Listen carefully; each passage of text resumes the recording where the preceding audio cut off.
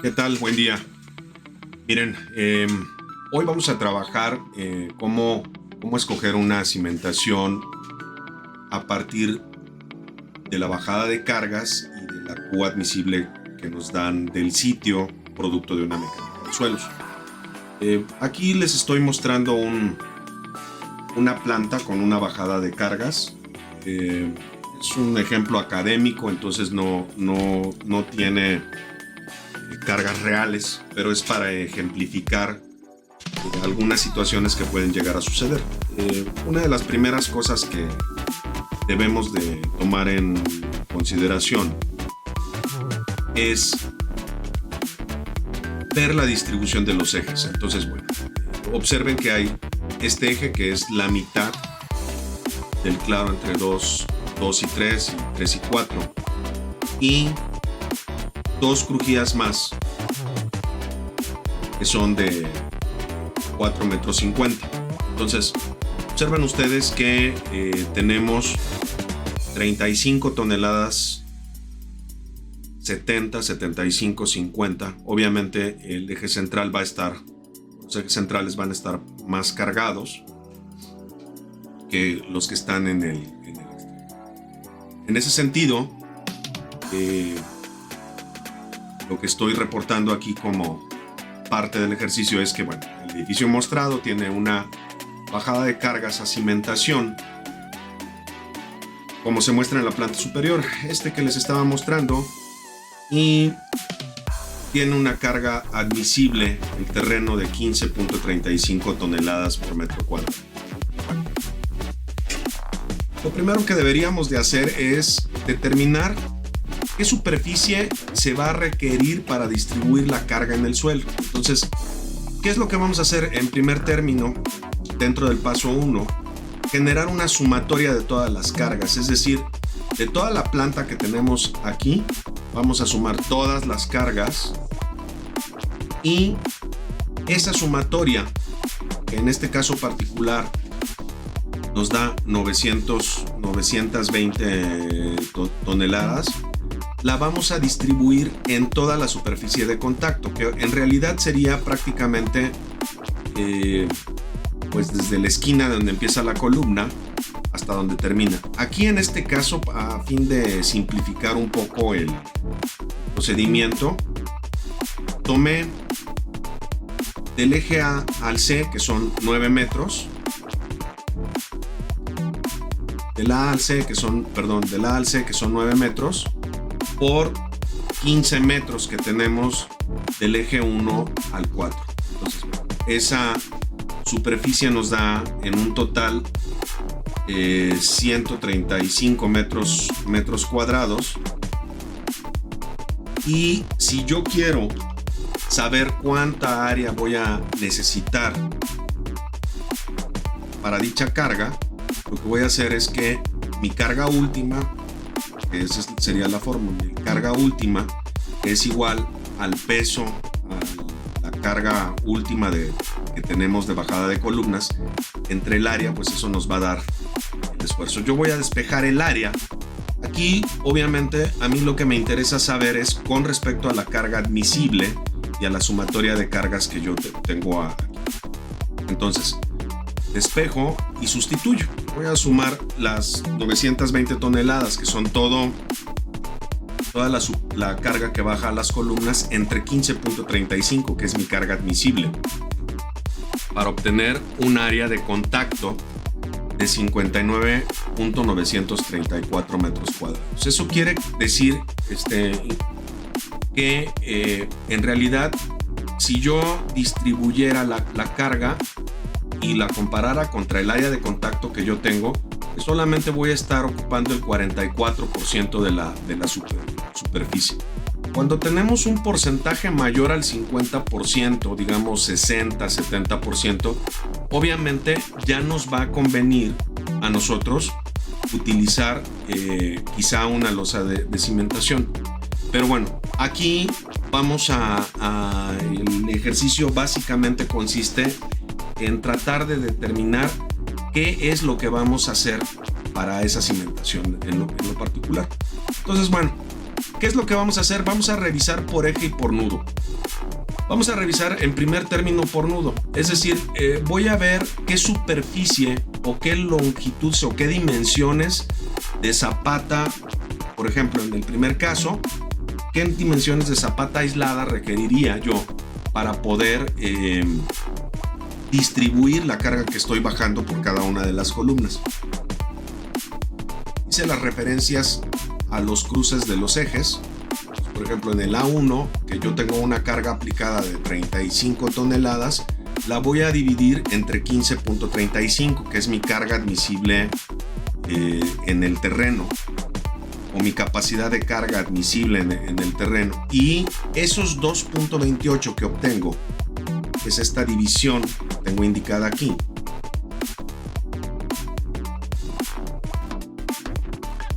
si yo estoy partiendo de la base que es una zapata cuadrada, pues yo en realidad sé que el área va a ser igual a la base al cuadrado. Es decir, si yo obtengo la raíz cuadrada de esto, voy a obtener la base que requiero por la longitud, ¿no? Entonces, si yo saco la raíz, si se fijan, yo requiero una zapata de 1,50 m. En la A2 hago lo mismo con la de 70 y obtengo una base de 2,13 y así sucesivamente. Este procedimiento obviamente aquí lo hice yo a mano. ¿Cómo sería la manera más fácil? Pues generar una hoja de Excel, obviamente con todas sus bajadas de carga, que me pudiera en un momento dado decir que genere todas estas operaciones para poder hacerlo más rápido. Obviamente si lo estoy haciendo con un software, pues voy a tener una tira con los nudos que estoy revisando y con las cargas. En este caso, si observan, yo no estoy considerando los momentos que actúan en la base de la columna. Entonces hay que tener cuidado nada más con ese tipo de detalles. Después de haber hecho todo eso, yo generé un croquis de más o menos cómo quedarían ubicadas las zapatas aisladas.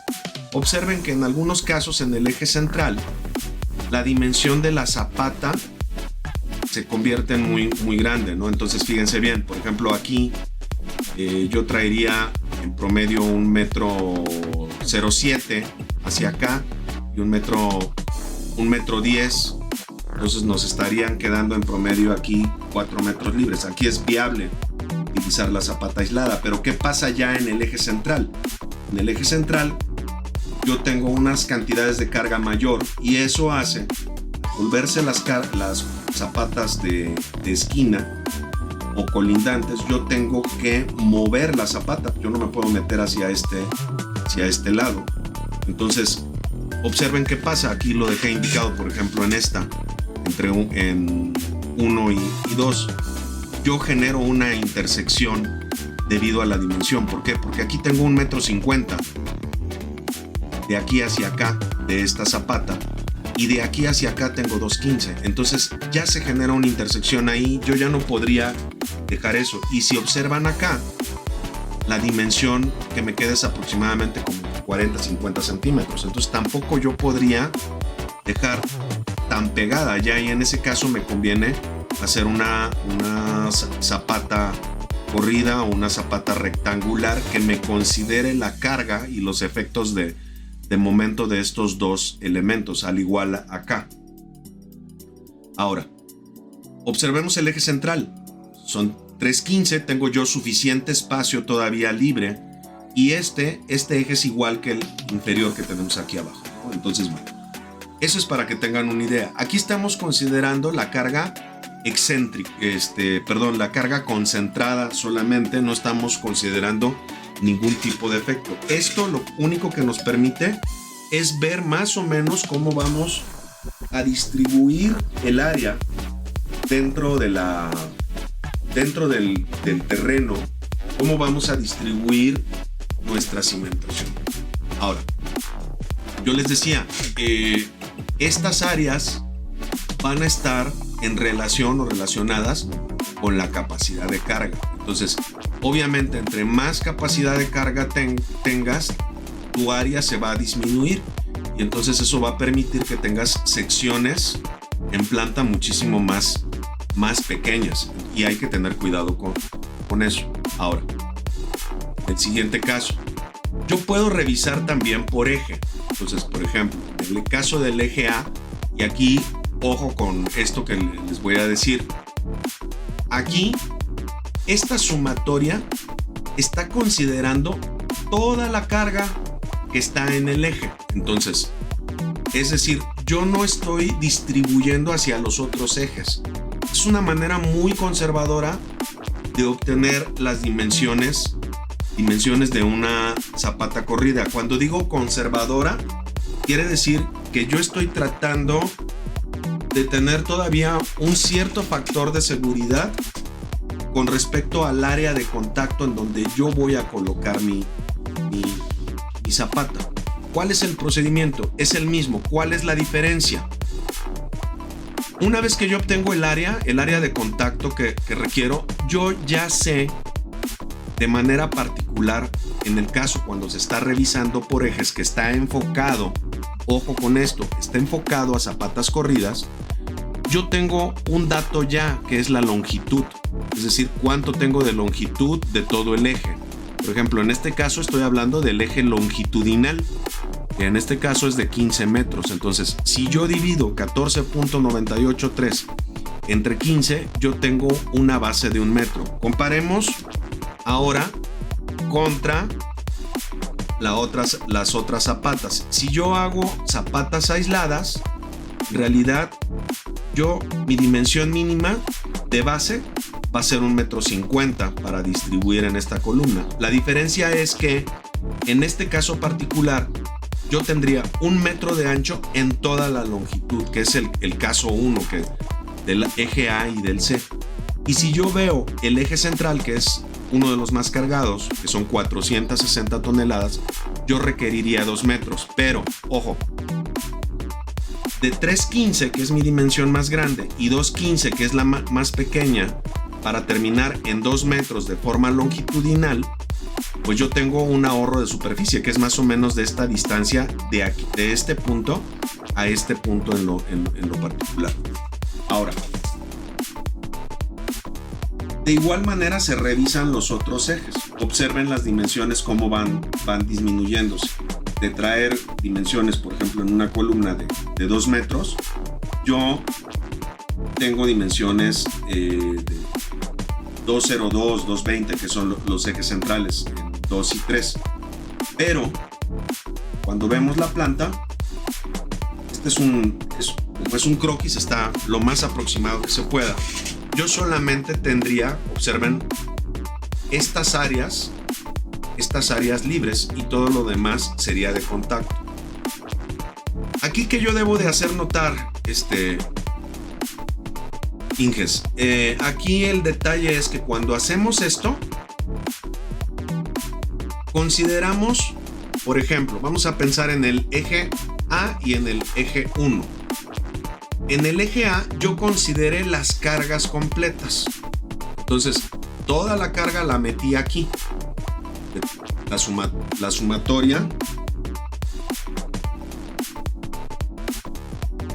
La sumatoria de estas 4 cargas viene aquí. La pregunta sería, ¿realmente va a estar toda la carga aquí en este eje? ¿O yo la voy a mandar a lo largo de las contratraves también?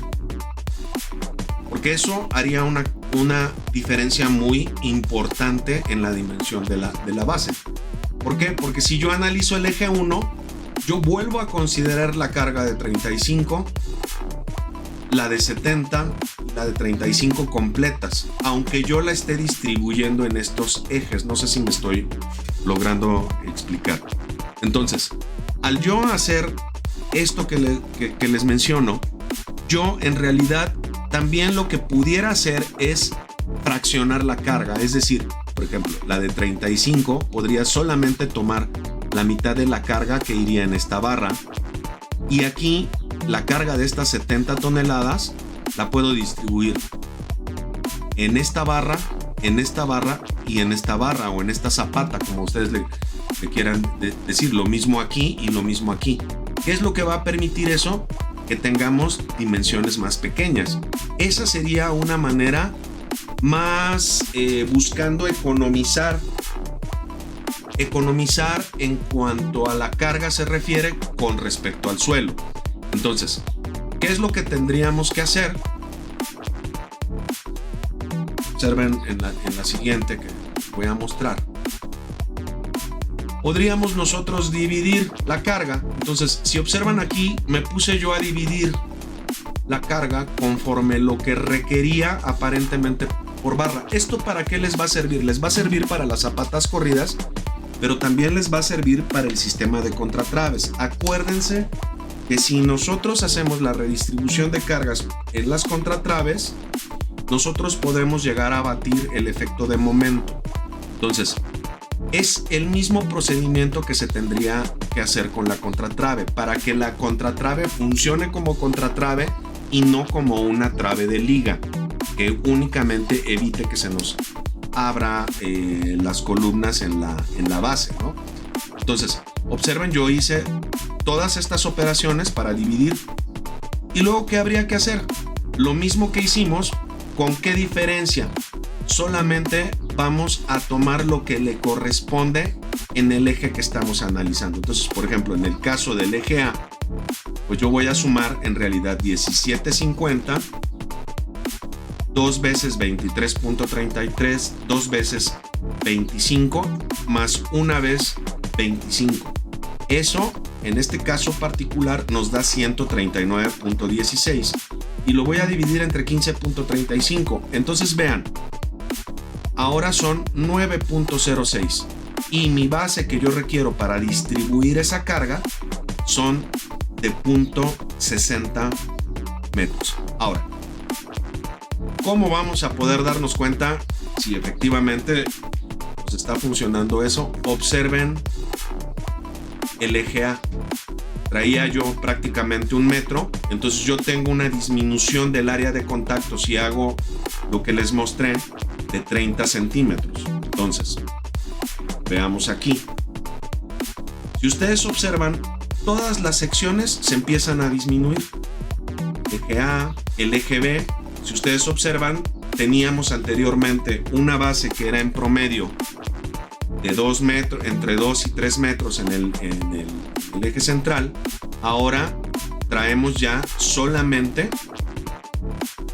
87 centímetros de base. ¿Qué es lo que les va a permitir eso? Economizar en la sección. Ahora, ¿va a ser recomendable bases tan pequeñas? Bueno, aquí puede surgir todo un debate. ¿Por qué? Porque va a ir en función de la capacidad de carga que tengamos del suelo, las características particulares, si es un suelo cohesivo, si existe un mejoramiento. Es decir, esto solamente nos va a permitir tener una idea o un predimensionamiento de la construcción. Ahora, ¿qué otra cosa pudiera suceder? Bueno, que el cliente te dijera, oye, a mí me interesaría no excavar tanto, porque el material, por sus características, yo preferiría en un momento dado generar a lo mejor una losa de cimentación. Y entonces solucionas dos problemas. Tú ya tendrás tu distribución de cargas para el sistema de contratraves, que va a ser esto. Están las cargas que van a correr por barra, en cada uno de sus ejes, en el sentido que estemos analizando, pero tendrás solamente que resolver ya la losa por tableros a lo mejor de 6x6. Por ejemplo, en este caso, mejor dicho, 6x450, que sería el tablero más grande, y eso te permitirá no solamente resolver la cimentación, sino resolver un detalle de procedimiento constructivo, que sería el firme o el piso en donde yo voy a desplantar la construcción. Entonces, aquí tiene uno que evaluar no solamente la distribución de carga, sino cómo vas a generar el procedimiento constructivo. Entonces, bueno, básicamente, Inges, esta es la manera como preliminar con la que se escoge el tipo de cimentación que uno va a usar para un edificio o cómo lo va a resolver. Tendrá uno siempre que al final comparar las secciones ya calculadas contra esto para ver que por ningún motivo tengamos, ojo, y esto es muy importante, tener una área de contacto inferior a esto. Si tenemos un área de contacto inferior a esto, tendremos que aumentar las secciones hasta que logremos alcanzar o superar esta área de contacto para poder bajar correctamente y transmitir la carga correctamente al suelo, y junto con eso evitar una falla por penetración en el suelo, ¿no? Entonces, básicamente este es el procedimiento como para escoger el tipo de cimentación somera que podemos utilizar de acuerdo a la bajada de cargas y la Q admisible que tenemos del sitio. Yo esperaría que no quedaran dudas, y si no, estoy a sus órdenes.